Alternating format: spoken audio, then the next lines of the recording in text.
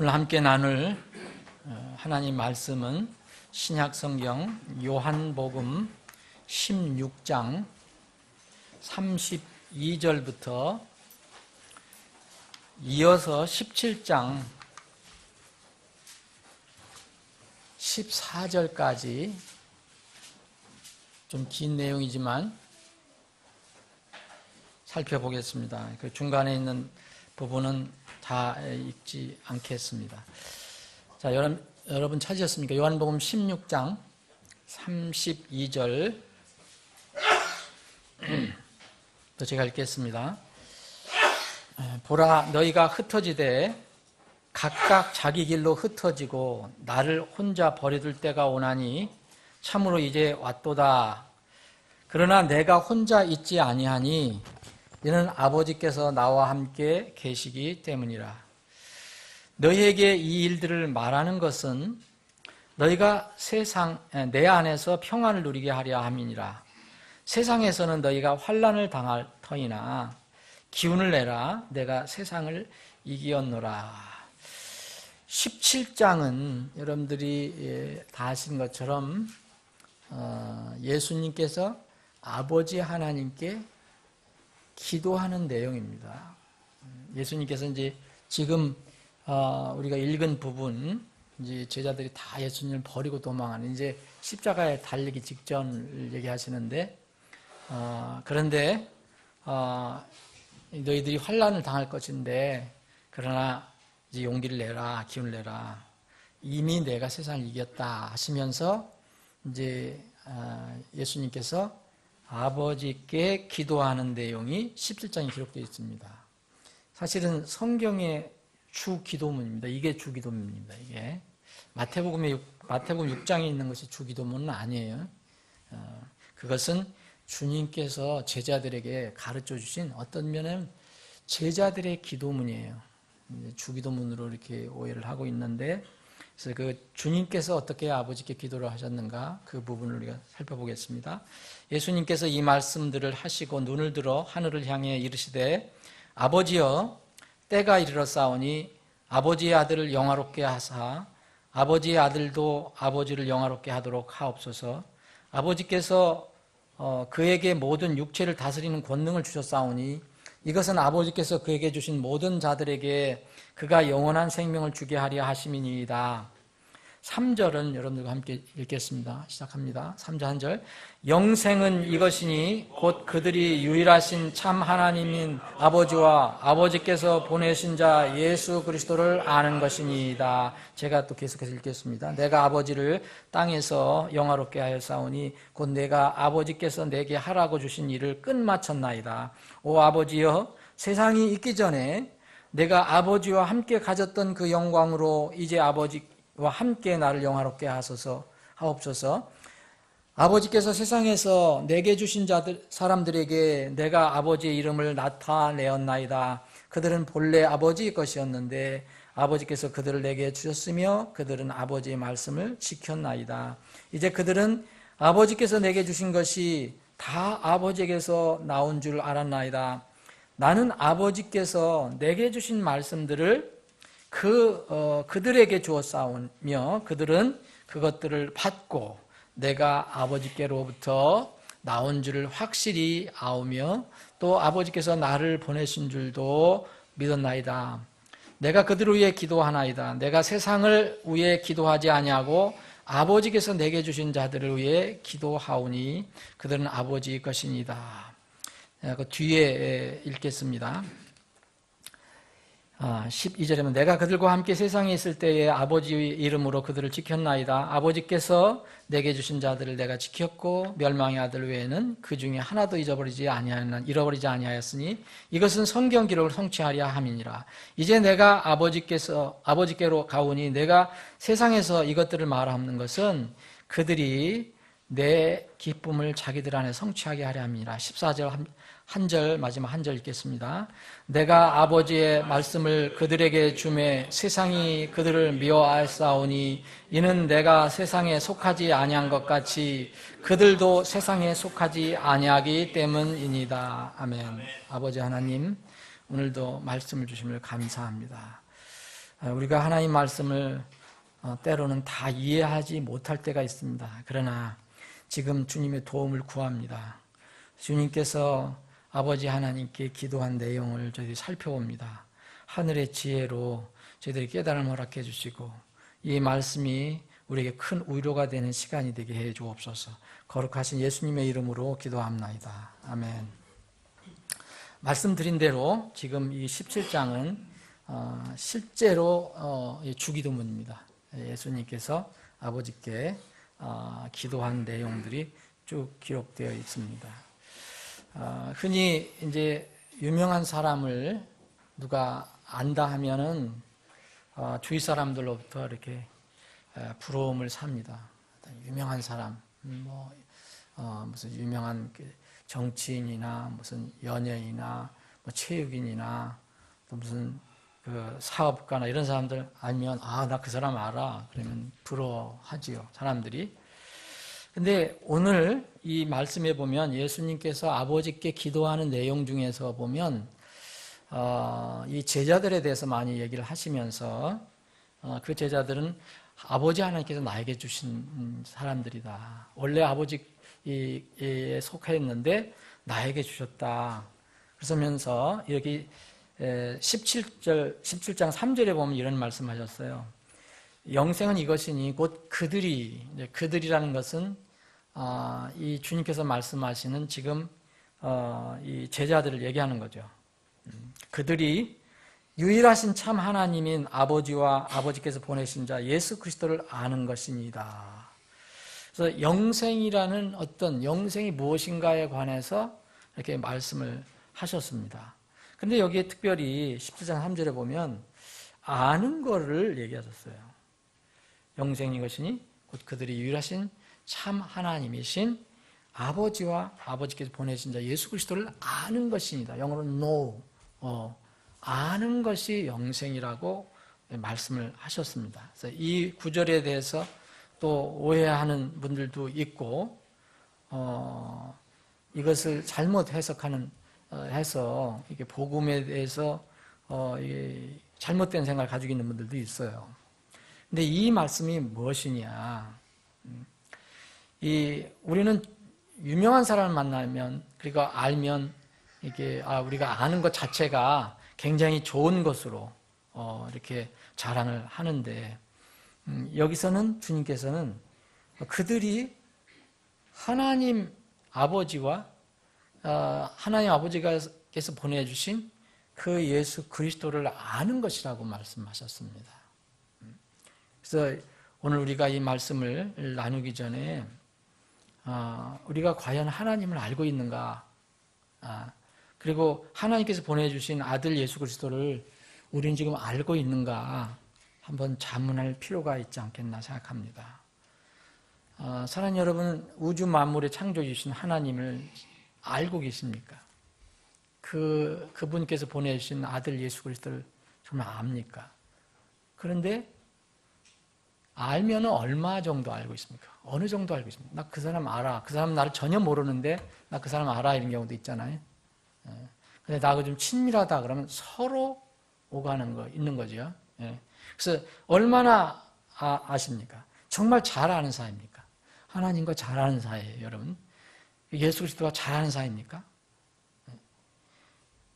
하나님을 아는 것이 무엇을 의미하는가? 제가 생각해 본 거는 하나님을 안다고 하는 사람들이 성경에 참 많이 나옵니다. 다시 말씀드리면 불신자를 얘기하지 않아요. 이게 전혀 신앙이 없는 사람들 얘기하지 않습니다. 그런 사람들은 거리에 나가면 있죠.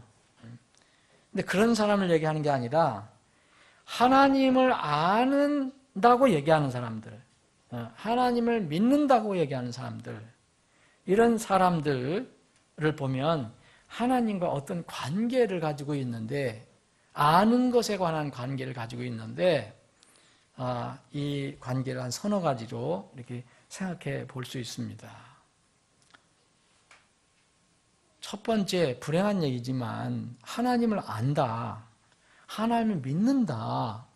그런데도 성경 이 예시에 의하면 하나님을 대적하는 그런 삶을 사는 사람들이 있어요. 하나님을 대적하는 삶을 사는 거예요. 하나님을 안다고 얘기합니다. 하나님을 믿는다고 얘기합니다. 그런데 실제로는 하나님을 대적하는 삶을 사는 거예요. 이 로마서 8장에 보면 8장 6절부터 9절까지 보면 육신적인 사람에 대해서 얘기해요. 육신적인 사람. 이 사람은 하나님을 대적한다고 나와요. 하나님 대적하는 겁니다. 우리가 구원을 받았더라도 만약 우리가 육신에 빠져서 그냥 가까스로 구원을 받아놓고 거의 육신적으로 사는 사람은 실제로 삶이 하나님을 대적하는 거예요. 그런데 이런 사람들이 예시가 나와 있습니다. 같은 요한복음 다른 성경 안 보더라도 요한복음 8장과 앞에 부분을 보시면 8장 59절 보시면 이 예수님하고 지금 대화를 나눈 사람들은요 다 하나님을 인정하는 사람들이거든요. 여기 요한복음 8장은 어떤 사람들에게 이거 말씀하신 겁니까? 요한복음 8장 30절에 보면 이는 예수님께서 자기를 믿은 유대인들에게 얘기하신 거예요. 자기를 믿은.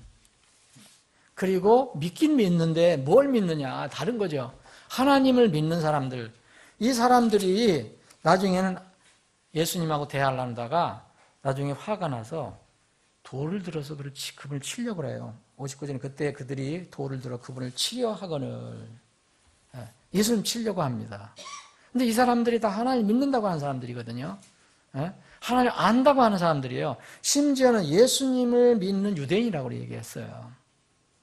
대적하는 삶을 살고 있어요. 근데 본인들은 모르는 거죠. 뭐 아는 건지 모르는 건지. 여기 요한복음 10장에도 보면 똑같이 예수님께서 나와 아버지는 하나이다. 지금 말하면 삼위일체 얘기를 하니까 유대인들이 화가 나서 돌을 들고 예수님 치려고 해요. 이에 유대인들이 돌을 들어 다시 그분을 치려 하거늘. 이 사람들은 세상에 있는 사람들이 아니거든요. 대적하는 삶을 살고 있어요.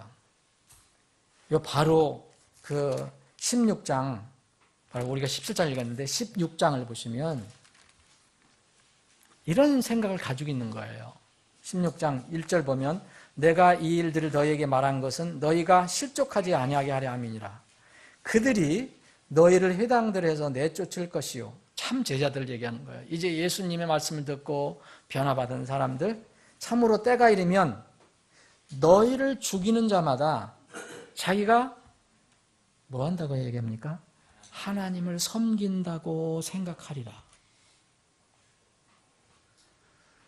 이 사람들은 분명히 하나님을 섬긴다고 그렇게 얘기하면서 그 예수를 믿고 구원받은 사람들을 돌로 쳐 죽인다는 거예요. 그러면서 이건 하나님의 일이다라고 얘기해요. 그래서 3절에 보면 그들이 너에게 일들 행하리니 이는 그들이 아버지와 나를 알지 못하였기 때문이다. 여러분, 아버지와 아들을 잘 모르면 이렇게 일을 할 수가 있어요. 오늘 17장 3절에서 영생이란 게 뭐냐? 참 하나님이신 아버지와 그분께서 보내신 자 예수 그리스도를 아는 것이다 얘기했는데 이 아는 것이 뭘 얘기합니까? 이 사람들은 하나님 믿는다 그랬고 심지어는 예수님 쫓아다니면서도 나중에는 예수님의 제자들을 죽이면서 이건 하나님의 일이다.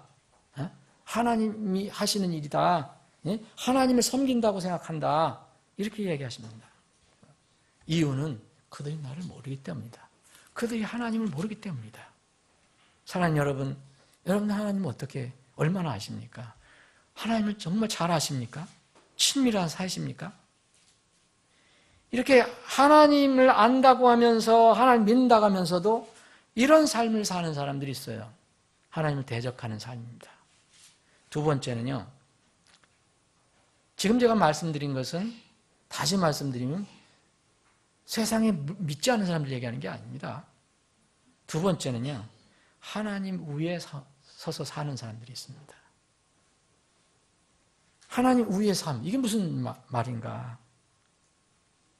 여러분, 이제 구약에도 이 큰 기적이 많이 일어났고 신약에서도 성경이 완성되기 전까지는 기적이 많이 일어났습니다. 사도들도 큰 권능을 가졌어요. 베드로도 죽은 사람 살렸어요. 오늘 아침에 우리가 공부했지만 다비다, 도르가, 베드로가 살렸어요. 베드로가 살린 게 아니죠. 그 능력이 아니라 하나님께서 베드로에게 그런 능력을 주신 거죠. 이런 놀라운 권능, 기적을 행할 수 있는 능력을 받았어요. 근데 이런 한두 번의 하나님의 임재를 이제 체험한 사람들이 자칫하면 이제는 후에는 하나님처럼, 자기가 하나님처럼 그렇게 사는 사람들이 있어요. 자기 힘으로 하는 것처럼. 하나님의 이름은 얘기하지만 자기가 하는 것처럼. 자기만 이걸 할 수 있다라고 생각하는 그런 사람들이 있습니다.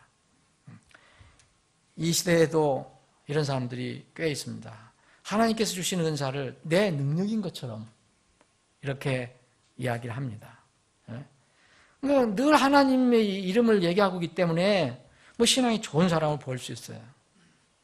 그런데 남의 이목을 끄는 것을 주로 이렇게 많이 좋아하는 그런 사람들이 있어요. 이런 사람들은 사실은 하나님 위에서 사는 사람들이에요. 여기 사도행전에 보면 이 마법사 시몬이라는 사람이 있어요. 얼마 전에도 우리가 살펴봤죠. 마법사 시몬은 하나님의 권능이 임하는 것을 제자들이 하는 것, 사도들이 하는 것을 보고 마음에 욕심이 생겨서 돈으로 그것을 살려고 그랬어요. 돈으로. 그래서 그 권능을 나에게 좀 돈으로 줄 수 없느냐 얘기했어요. 베드로에게. 이런 사람들, 사도행전 8장에 나와요. 이런 사람들은 이제 하나님을 믿고, 이 시몬, 마법사 시몬 침례받은 사람이에요. 거기 성경 읽어보세요. 믿고 침례받았다고 그랬어요. 그런데 나중에 베드로에 의해서는 가짜로 드러나는 거죠. 자기가 하나님 믿는다 하면서도 하나님 위에서 자기가 하는 것처럼 하나님의 이름을 도용하고 하나님 영광을 가로채려고 하는 사람들이 있어요. 그래서 특히 사역자는요, 절대로 이걸 주의해야 돼요. 베드로전서 5장에 보면 이 베드로가 감독, 목회자 어떻게 해야 되느냐? 하나님의 상속물 위에 절대 군림하지 말라 그랬어요. 자기가 무슨 권능이 있는 것처럼. 그래서 하나님을 대적하는 사람이 있는가 하면 하나님 위에서 사는 사람이 있어요. 또 세 번째는요, 하나님으로부터 뭔가 얻어내려고 하는 사람이 있어요. 뭔가 나쁜 말로 하면 뜯어낸다 그러죠, 세상에서. 기독교인은, 그런 사람들 보면 기독교인은 가난해서는 안 된다라고 주장하는, 이 말은 반만 맞는 거예요. 기독교인은 가난할 수도 있습니다. 기독교인은 부자가 되어야 한다라고 이야기하는 사람들이 있어요. 이런 말하는 사람들은 주로 성령운동하는 사람, 은사주의 운동하는 사람들이에요. 하나님을 아주 너무 권능 있는 놀라운 분으로 얘기하지만 결국은요, 하나님을 오해하는 사람들이에요. 아는 사람들이 아니에요. 우리가 봤잖아요, 여러분. 사람을 죽이면서도, 예수 믿는 사람들을 죽이면서도 이건 하나님을 섬기는 일이다. 내가 하나님을 이렇게 섬기는 것이다라고 얘기하는 사람들이 있어요.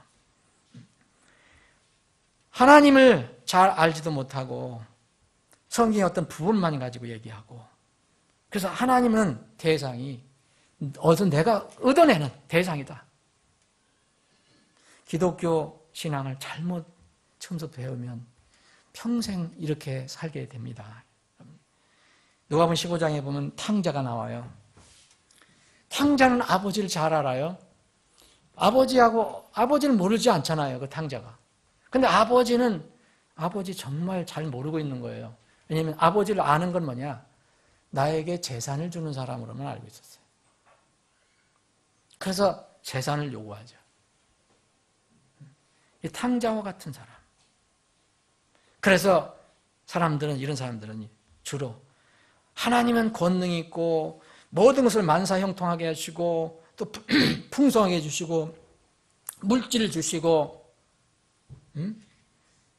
뭐 이런 것들을 얘기하시니까 당신이 하나님이라면 내가 가지고 싶은 것을 주셔야 합니다. 라고 신앙생활하는 사람입니다. 하나님보다 하나님에서 나오는 것을 더 사랑하는 사람들이에요. 하나님으로부터 나오는 것을 더 좋아하는 것, 하나님부터 나오는 물질, 세상의 축복 이런 것들 좋아하는 사람들. 예수님이 십자가에 못 박혔을 때 그 하나님이신 당신들의 구원자, 유일한 구원자 못 박혔을 때 세상 사람들이 그 믿는 사람, 믿지 않는 사람이 세상 지나다니면서 얘기합니다. 내가 하나님의 아들이거든. 내려와 봐라. 그래서 한번 멋있는 걸 보여줘 봐라. 세상 사람들 이렇게 요구해요. 세상 사람도.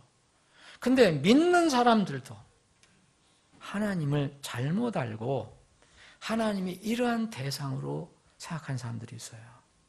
혹시 여러분들 하나님 그런 분으로 믿지 않습니까? 내 문제만 해결해 주고 하나님이 나에게만 일방적으로 주시고 그래서 그런 거 못 해주시면 정말 능력이 없는 하나님. 요한복음 6장에 보면 많은 사람들이 예수님의 놀라운 그런 능력을 바라보고 또 체험하고 예수님 가는 곳마다 사람이 인산이네요.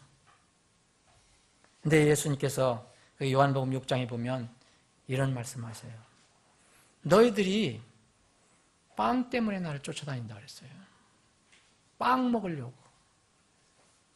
이것이 바로 예수님을 잘못 알고 있는 거예요. 예수님이 빵도 만들어 주실 수 있는 분입니다.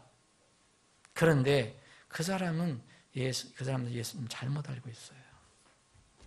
나중에 예수님이 진정으로 정말 사람들이 변화받을 수 있는 그 생명의 말씀을 말하니까 슬슬 다 빠져나갔잖아요. 그 수많은 군중들이 제자들만 덩그러니 남았어요. 이런 사람들이 바로 하나님께 계속 요구하는 삶을 사는 거예요. 이것도 주여. 뭘 하나 헌금을 하더라도 꼭 빠타제로. 이렇게 했는데 왜 배를 안 주십니까? 이런 사람들. 물론 하나님 필요한 거 주십니다. 병도 고치시고 뭐 우리의 무슨 모든 문제를 해결해 줄 수 있어요. 그런데요.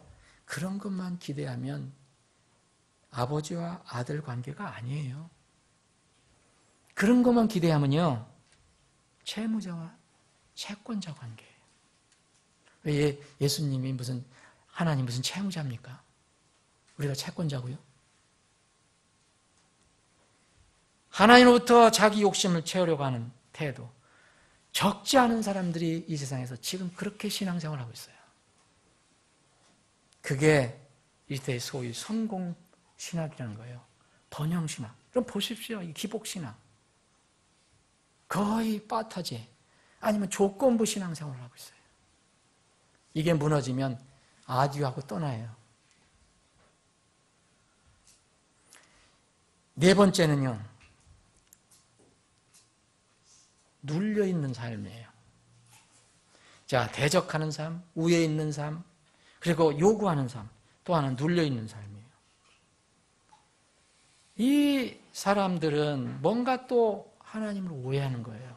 예수님 오해하는 거예요. 여러분 다른 종교를 여러분 잘 보세요. 이교도들, 특별히 이교도들 보세요.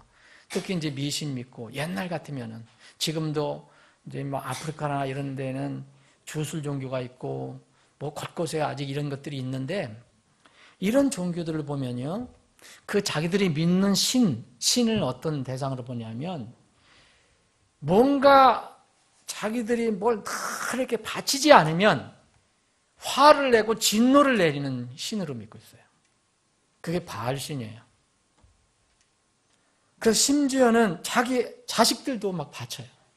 그렇게 안 하면 분노를 해갖고서 이 신이 분노를 하면 큰일 난다. 여러분 기독교인들도 비슷한 그런 신앙생활을 하는 사람이 있어요. 뭘 하나님께 내가 뭘 조금이라도 뭔가 잘못하면 하나님께서 하늘에 벼락을 쳐갖고 나를 치지 않을까. 하나님을 오해하는 겁니다. 분노하는 하나님, 무서운 하나님으로만 늘 생각해요. 물론 하나님 경외하라 그랬어요. 두려워하라 그랬어요.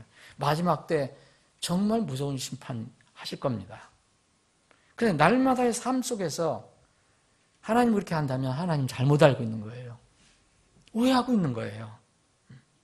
이런 삶은 대개 보면 억지로 믿는 거예요. 억지로. 안 믿기는 찜찜하고, 그럼 뭔가 나한테 뭘 이렇게 재앙을 주실 것 같고, 매를 대실 것 같고, 근데 믿는다고 하면서도 평안이 없어요. 여기 요한복음 9장에 보면, 이제 요한복음 우리가 보니까, 이제 요한복음에서만 많이 보면, 요한복음 9장에 보면, 그 일단의 이스라엘 사람들이요, 이런 생각을 가졌어요. 하나님을 오해하고 있는 거예요. 자, 어떤 사람이 태어날 때부터 눈을 멀게 태어났어요. 그러면 그거 어떻게 이해할 수 있습니까? 요새도 이렇게 참 여러 가지 환경이 나쁘고 또 뭐 오염된 게 많고 뭐 그래서 이렇게 태어날 때부터 어려움 겪는 사람들이 있어요. 근데 그때에도 이런 사람이 있었어요. 예? 태어날 때부터 눈먼 사람을 예수님이 만나셨거든요. 그러더니 제자들이 쫙 이렇게 와서, 여기는 꼭 12제자만 이야기하는 게 아니죠. 이게 그를 따르는 제자들이, 그분을 따르는 제자들이 와서 물어보는 거예요. 이 사람들이 얘기하는 것은 이겁니다. 딱 단정이 됐어요. 누가 죄를 지었길래 저 사람이 저렇게 눈이 멀었습니까? 태어날 때부터. 딱 정해졌어요. 마음에. 그죠? 여러분. 누가 죄를 지었기에 그가 눈먼 죄로 태어났습니까? 이 사람이 죄를 져서 그렇게 태어났습니다. 그러면 전생에 죄를 졌다는 얘기잖아요, 여러분.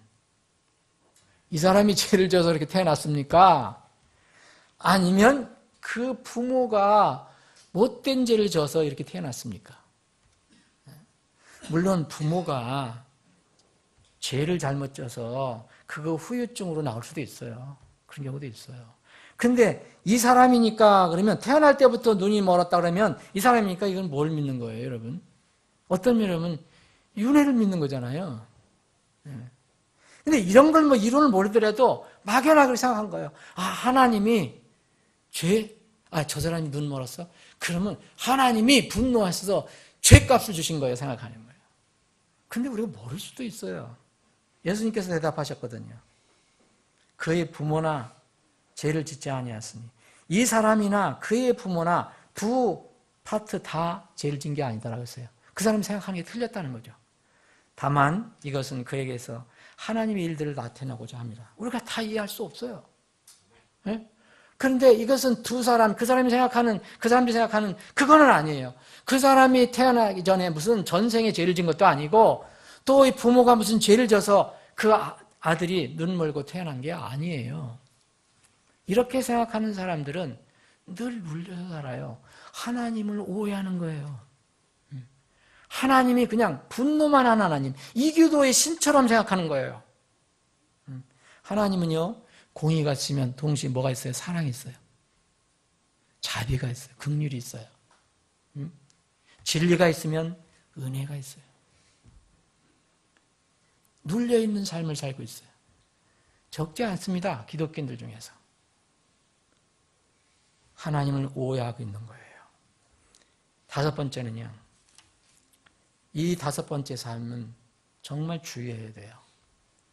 이 다섯 번째 삶은 위하여 삶이에요. 여러분, 우리가 뭐 좋은 일 할 때 보면 우리는 이제 술을 안 먹지만 술 먹는 사람들이 좋은 일 할 때 뭐 하면 위하여 해서 부딪히죠. 옛날 생각나는 분이 있을지도 몰라요. 위하여 하잖아요. 근데 우리는 뭐 다른 거 음료수를 놓고 하면 되는데 위하여 할 때 그 삶이 있어요. 위하여. 그러면 나를 위하여, 누구를 위하여. 그래서 뭐 그 회사 어떤 데 그랬잖아요. 회사에 또 사장님한테 잘 보이려면 우리 사장님 위하여 뭐 그러잖아요. 뭐 전무님을 위하여 막 하지. 근데 위하여 삶이 있어요. 그리스도인들 중에서도. 위하여 삶이 뭐냐? 하나님만을 위하여 산다는 거예요. 참 좋아 보여요. 그런데 여러분, 우리가 정직해야 되거든요. 자칫 자신을 속일 수 있어요. 이 위험은, 이런 경우는 위선적인 경우가 참 많아요. 여러분 청문회, 전 정치로 오해하지 마세요. 청문회인가 무슨 이렇게 장관 뭐 이렇게 임명할 때 보면 꼭 말이 나오잖아요. 근데 그 사람이 뭐 옛날에 무슨 바른 무슨 시민운동을 하고 이렇게 뭐 겸손하고 또 아주 돈을 안 밝히고 그럼 뭐라 그래? 갑자기 용어도 잊어버렸네. 하여튼 청렴 결백하게 이렇게 살았던 사람이다. 그래서 임명을 딱 해놓고 추천해 보니까 다 파기 시작하니까 완전히 위선적이 많이 나와요. 여러분 사람들 참 많아요. 근데 우리가 그 사람들 비난할 수도 없어요. 우리 돌아보면 우리도 그런 게 많이 있을 수도 있어요. 예? 무슨 재벌 개혁을 한다. 재벌 뭐 나쁜 사람들 막 그러다니 자기가 나중에 들어보니까 자기가 그런 짓을 하고 있었어요. 다른 사람 다 속이고. 이게 우야의 삶이에요. 하나님을 위하여, 무슨 진리를 위하여, 정의를 위하여. 나중에 사실 그렇게 안 살아요. 위선적인 거예요. 여러분, 하나님을 위해 산다고 하는 바리새인. 여러분, 누가복음 18장에 바리새인하고 이 세리가 성전에 올라가서 기도를 하잖아요. 바리새인 보세요. 얼마나 자기가 정의를 얘기합니까? 진리를 얘기합니까? 나는 하나님을 위해서 이렇게, 하나님을 위해서 이렇게 하라. 근데 하나님이 나중에 뭐라 했어요? 그 사람은 인정을 못 받아요. 하나님도 인정받는 사람이 누굽니까? 정직하게 기도한 사람. 세리.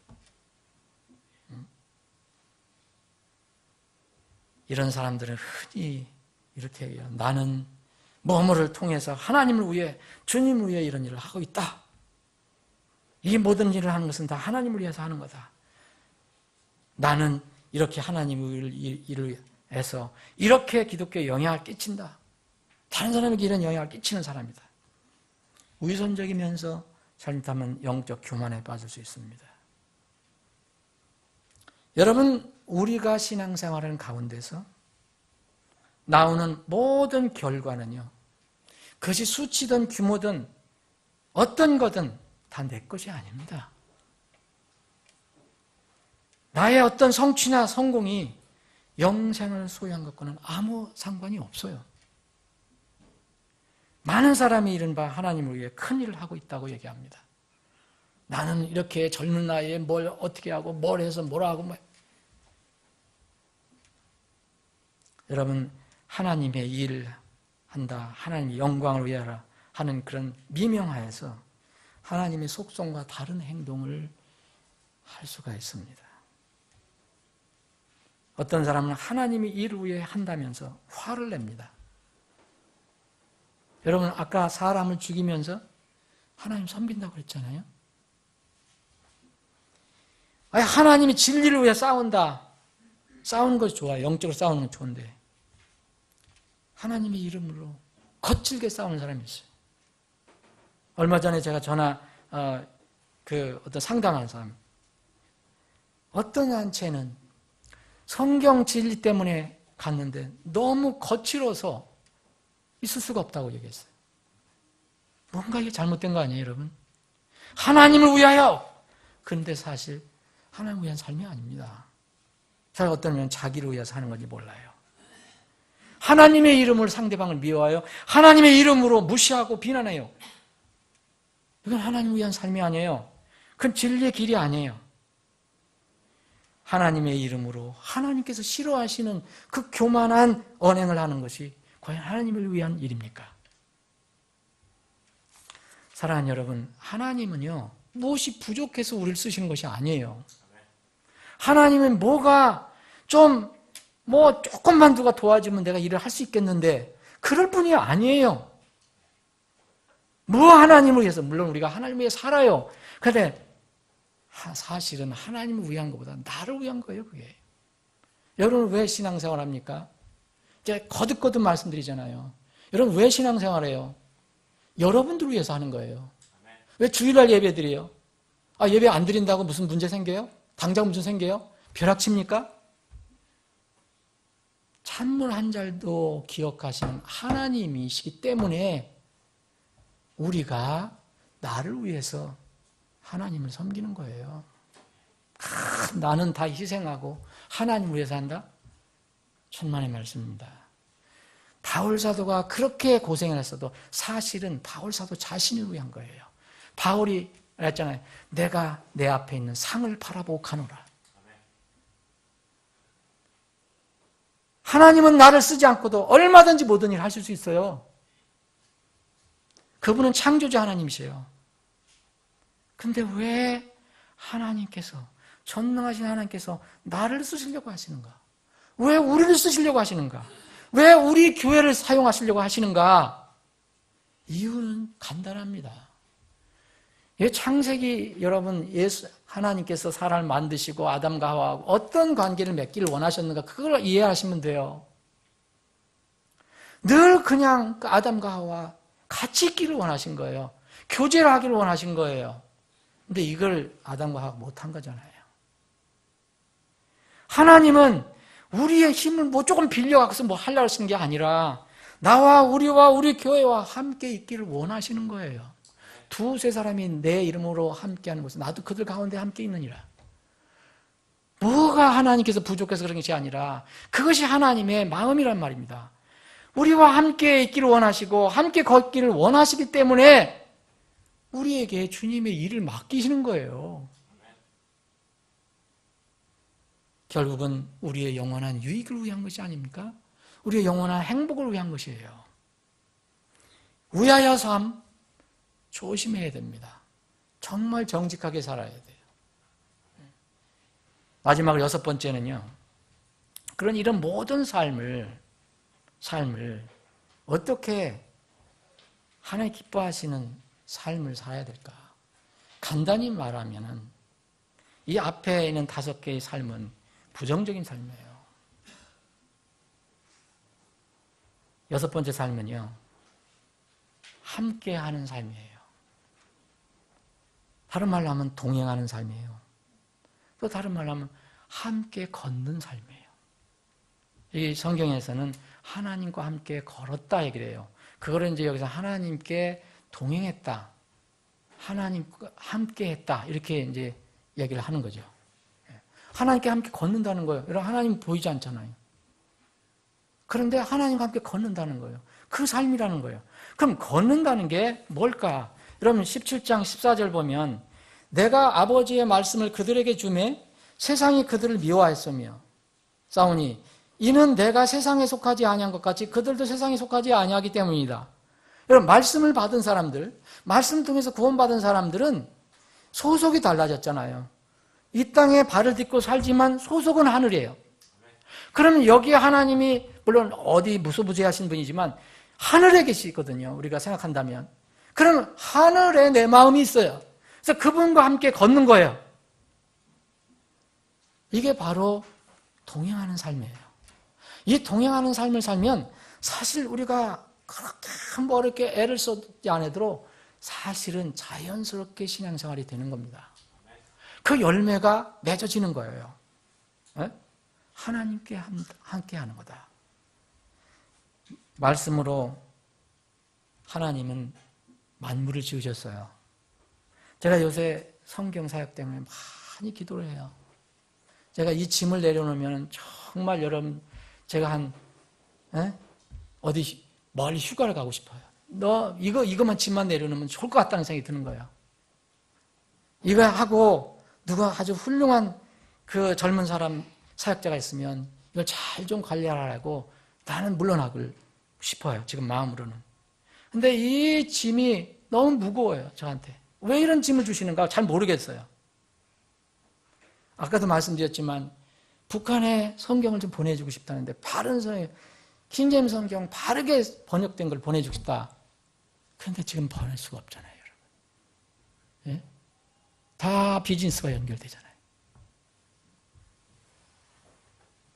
그런데 하나님께서 공적 성경 사역 단시간 내에 못 하시는 분이에요, 여러분?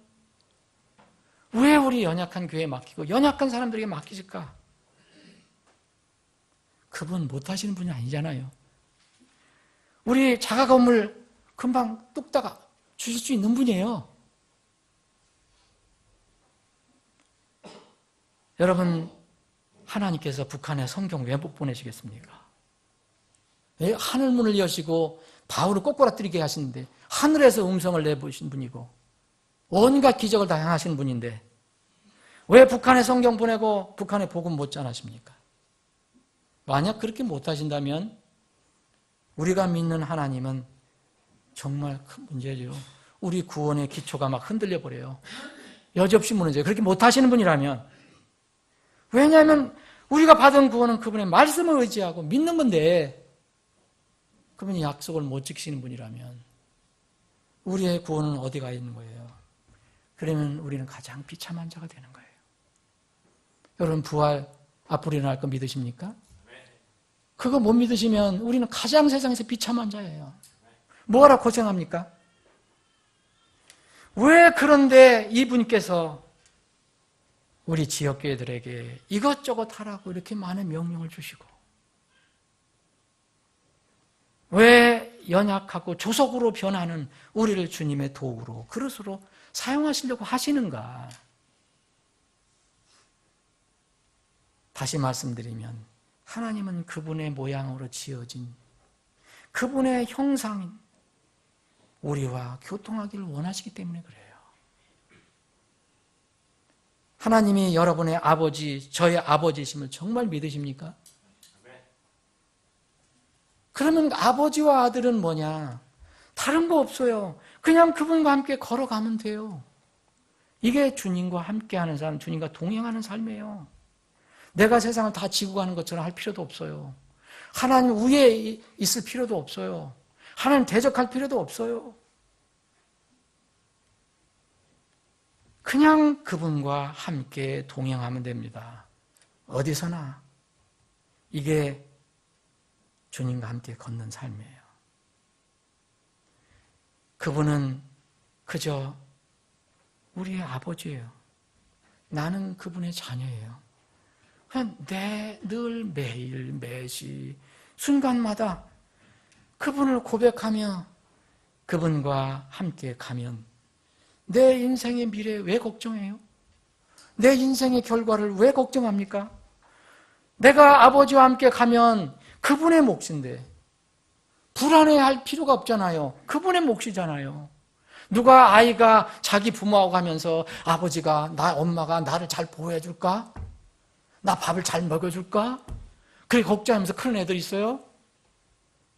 아무도 없어요. 부모하고 같이 가면 늘 평안해요. 걱정 안 해요, 그거. 앞으로 뭐가 일어날 거. 몰라도 상관없어요. 주님과 함께 걷는 삶이면요, 여러분 결과에 일비하지 않아요.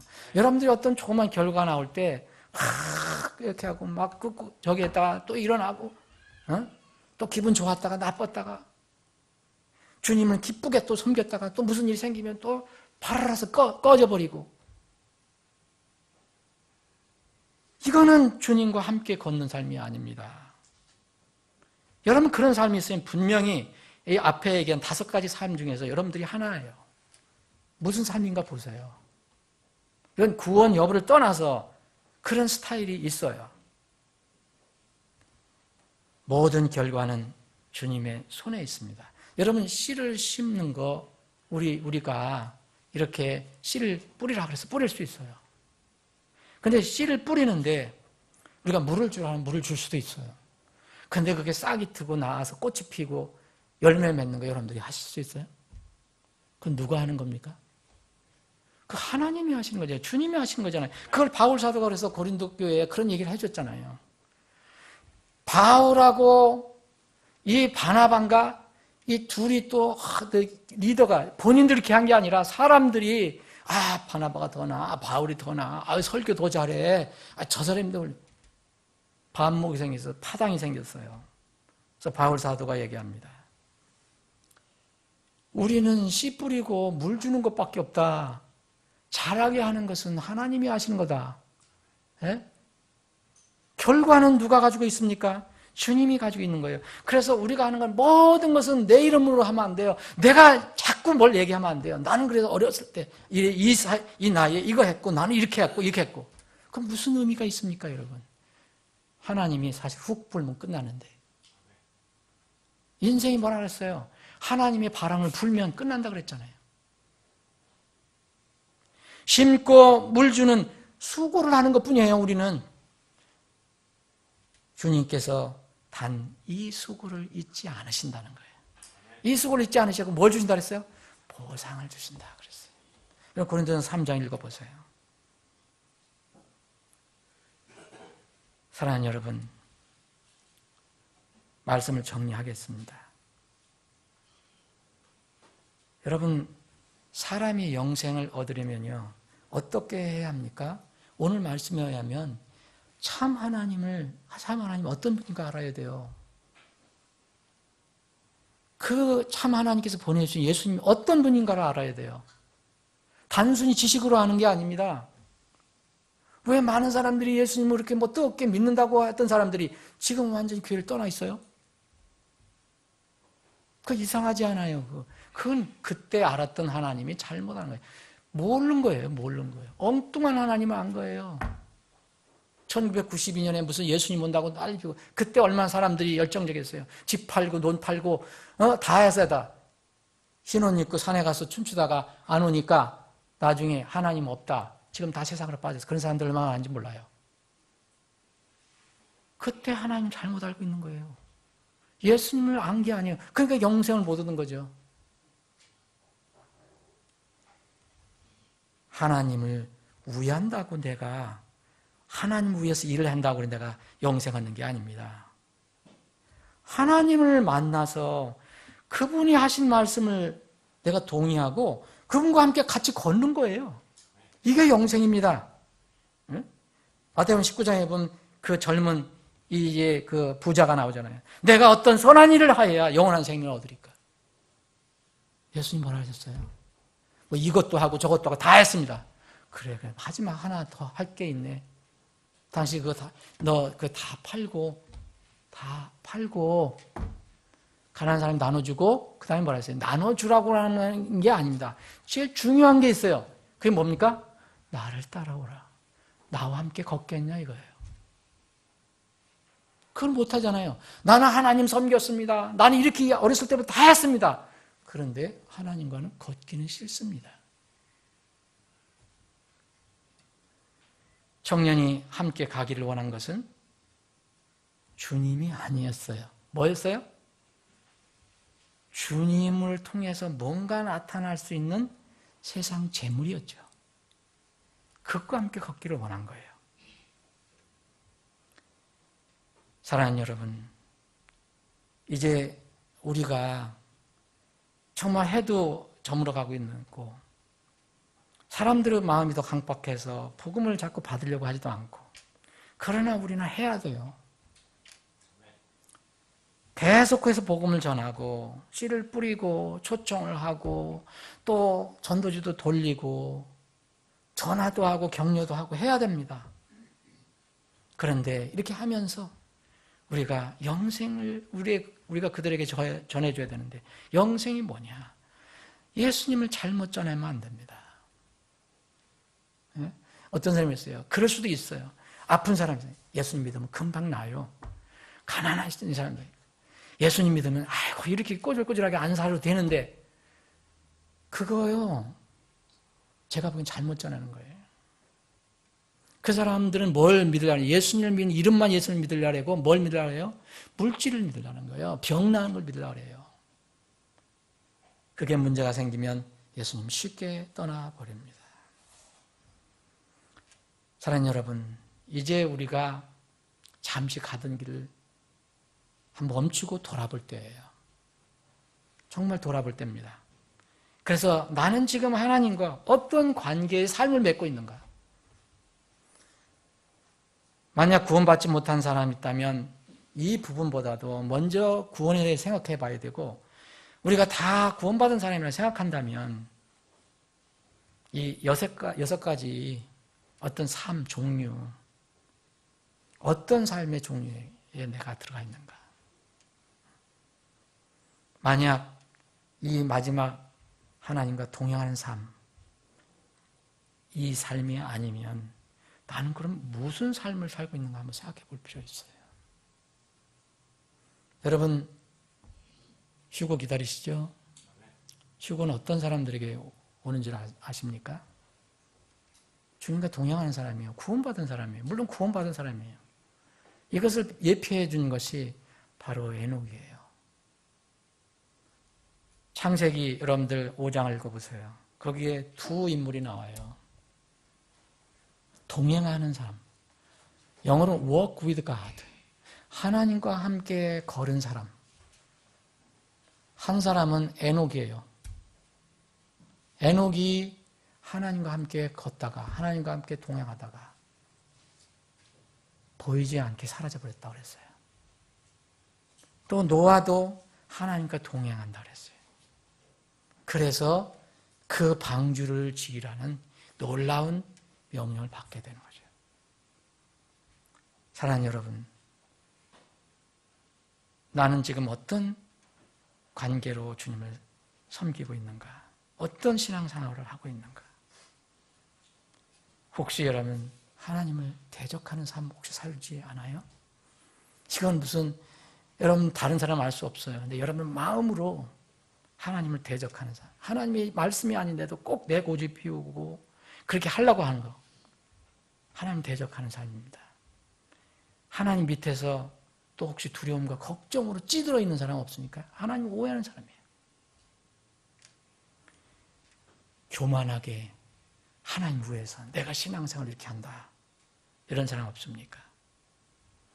또 어떻게든지 하나님부터 뜯어내려고 뭐 빼내려고 하는 그런 심정으로 신앙생활을 합니까?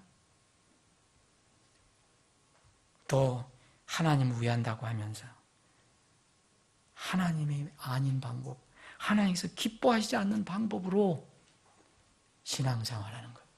이것도 큰 문제입니다. 하나님과 동행해야 합니다. 하나님과 함께 걸어야 합니다. 하나님께 건다는 것은 뭘 얘기해요? 걷다가 좀 이따 다시 만납시다가 아니라 늘 동행하는 거예요. 부부처럼. 응? 부부처럼 동행하는 거예요. 그러면 그 무슨 문제가 다 해결되잖아요, 여러분. 꼭 주일만 문제가 해결되는 게 아니잖아요.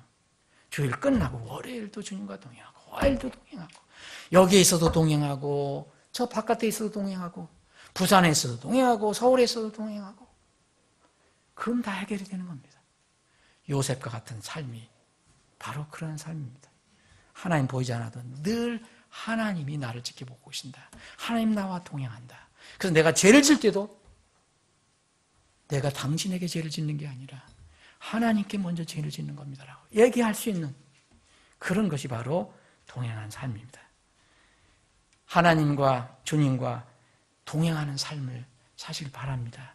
그래서 그 삶을 통해서 여러분 평안을 누리시면서 주님을 섬기시길 바랍니다. 기도하시겠습니다.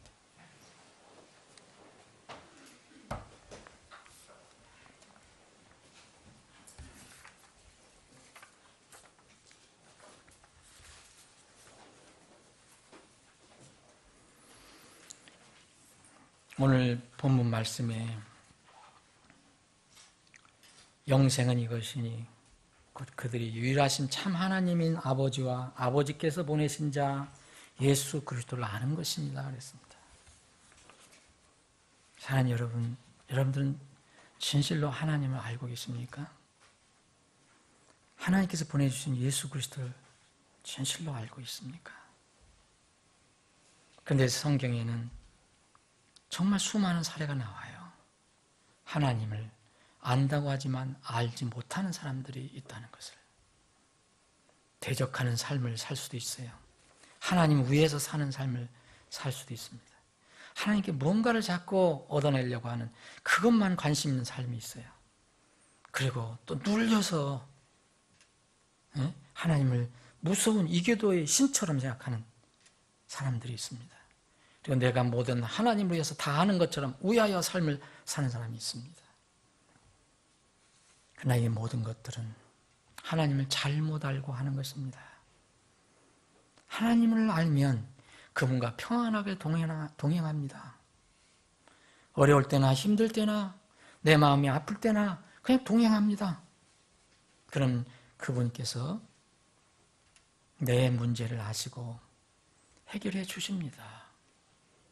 해결해 주시지 않으면 내가 그것을 통해서 단련을 받으시라고 하는 것입니다.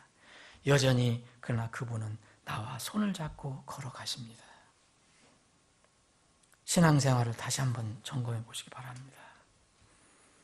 여러분 진정으로 주님과 동행하는 삶을 살기를 바랍니다. 아버지 하나님, 오늘 말씀을 통해서 이제까지 우리 삶을 다시 한번 돌아보기를 원합니다. 나는 어떠한 삶을 살고 있는가? 그리스도인이라고 하면서 어떤 삶을 살고 있는가? 주님, 우리가 지금 나는 이런 유형의 삶 속에서 부정적인 유형에 혹 저희들이 속해 있다면 하나님께서 저희들에게 힘과 지혜와 능력을 주셔서 말씀을 통해서 바른 삶으로 다시 돌아갈 수 있도록 도와주시기를 원합니다. 보이지 않는 하나님과 늘 말씀을 통해서 항상 날마다 시간마다 순간마다 주님과 동행하는 삶을 살게 해 주옵소서. 그러면 우리에게 평안이 있습니다. 기쁨이 있습니다. 감사가 있습니다. 어떤 어려움도 이길 수 있는 믿음의 능력이 있습니다. 우리 모두에게 이런 삶을 허락해 주시옵소서. 거룩하신 예수님의 이름으로 기도합나이다. 아멘.